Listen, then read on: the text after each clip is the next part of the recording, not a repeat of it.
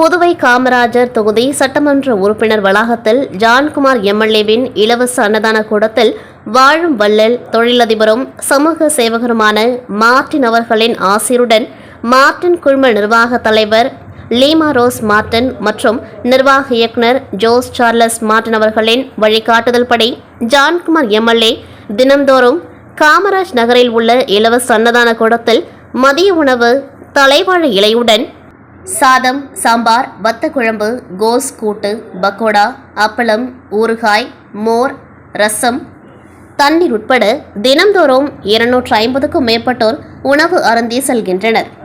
இது தினம்தோறும் அதிகரிக்கின்றது. அல்ல அல்ல குறையாத அமுத சுரபி அட்சய பாத்திரம் போல் அனைவருக்கும் உணவு அருந்தும் விதமாக எம்எல்ஏ அலுவலகம் திகழ்கின்றது. இதை உண்டு மகிழ்ந்தவர்கள் நமது நிருபர்களிடம் கூறும்பொழுது நல்ல ருசியோடு அன்போடு பரிமாறுகின்றனர். எங்களுக்கு உணவளித்த மார்டின் குடும்பத்துக்கும் சட்டமன்ற உறுப்பினர் ஜான்குமார் எம்எல்ஏவிற்கும் நன்றியுடன் பாராட்டு கூறினார்கள்.